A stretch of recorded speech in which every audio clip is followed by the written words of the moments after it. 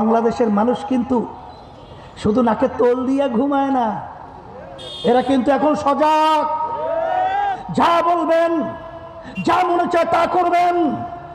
আর বারবার এই 16-17 বছর ইসলামী আন্দোলন বাংলাদেশকে আপনারা আওয়ামী লীগের ট্যাগ লাগিয়ে বারবার বিতর্কিত করেছেন।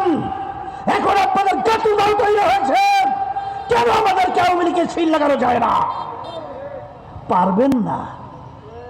আল্লাহ যদি রহমত করে, আল্লাহর যদি রহমত থাকে, আপনাদের দোয়া থাকে, কখনোই পারবেন না। বরঞ্চ ইতিহাস আপনাদের ব্যাপারে কলঙ্ক লেপন করবে।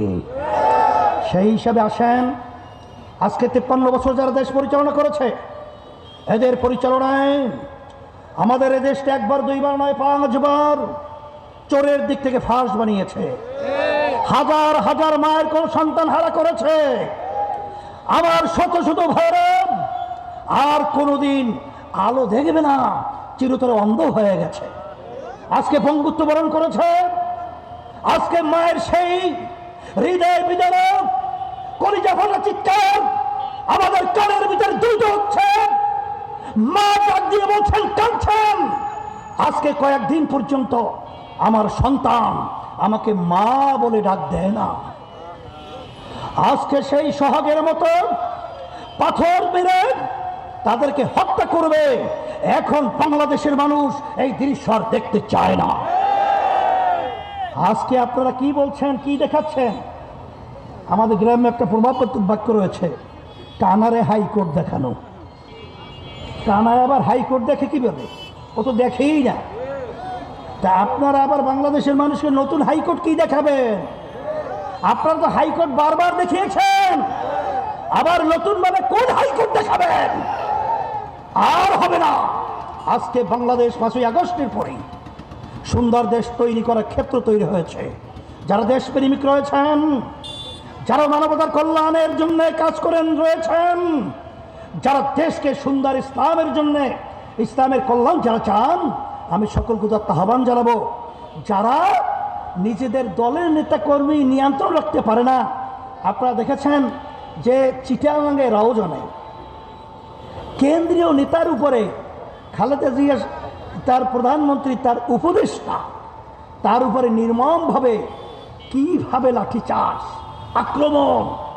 আজকে আপনারা কেন্দ্রীয় নেতা, আপনাদের কাছে নিরাপদ নয়, তাহলে আপনার দেশ কিভাবে নিয়ন্ত্রণ করবেন, নিরাপদ রাখবেন? এই জন্য আমার বাজানদেরকে বলবো, আমার পক্ষে রাগ করেন না। ইসলামী আন্দোলন বাংলাদেশ আজ পর্যন্ত একটা এমপিও কিন্তু সংসদে যায় নাই।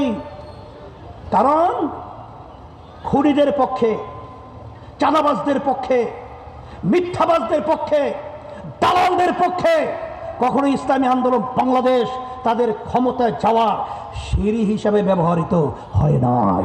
আমি আওয়ামী লীগকে ভারতের দালাল বলি না, আমি আওয়ামী লীগকে বলি ভারতেরই সরকার। মনে আছে? বক্তব্য মনে আছে? কারণ কি শোনেন, আওয়ামী লীগ যত সিদ্ধান্তগুলো নিয়েছে, প্রতিটা সিদ্ধান্ত আপনি একটু আল্লাহর রাস্তায় আমি অনুরোধ করছি। অনেক আওয়ামী লীগের আমার বাজানরা আছেন, আপনার দেশ স্বাধীন করেছেন, সেই চেতনায় আপনারা আওয়ামী লীগ করেন। কিন্তু যারা আওয়ামী লীগের নেতৃত্ব দিয়েছে, ওরা দেশের জন্য রাজনীতি করে নাই, ভারতের তাবেদার হিসেবে বাংলার জমিনে রাজনীতি করেছে। কিছু আমাদের জাতীয় ভাই আমরা বলি জাতীয় ভাই, মানে আমরা আলেম পরিচয় দেই, তারাও আলেম পরিচয় দেয়। আমাদেরকে নিয়ে মিথ্যা অপবাদ আপনারা দিচ্ছেন, নিজে তো হারাম কবিরাগুলো করছেন। আবার যারা আপনাদের এই কথা শুনে বিশ্বাস করে, যারা বলবে, তারাও তো হারাম কবিরাগুলো লিপ্ত হবে। আপনারা বলছেন যে 15-15.5 বছর, 16 বছর আমরা আওয়ামী লীগের দালালি করেছি, মাপ চেতে হবে, এরপর আমাদের সাথে কথা হতে পারে। আমি আপনাদের এই কথাকে ধিক্কার জানাই। আমরা আপনাদেরকে পরিষ্কার বলছি, আপনারা এই বক্তব্য দিয়েছেন, আপনাদের রক্ত নাকি বিএনপি আওয়ামী লীগ না, বিএনপি রক্ত এবং গোশত তৈরি, ঠিক না? আল্লাহ তো আপনাদের রক্ত গোশত দেয় নাই, দেশে হলো বিএনপি, আপনাদের রক্ত এবং গোশত। কথা ঠিক কিনা? আপনারা ইসলামের নাম দিয়ে যদি আওয়ামী লীগের, বিএনপি, জাতীয় পার্টি, তারা কি ইসলাম চায়? জোরে বলেন চায়? আজকে তো পরিষ্কার হয়ে গেছে, বিএনপির মহাসচিব মির্জা ফখরুল সাহেব কয়েকদিন আগে প্রথম আলো সাক্ষাৎকার আপনারা দেখেছেন না?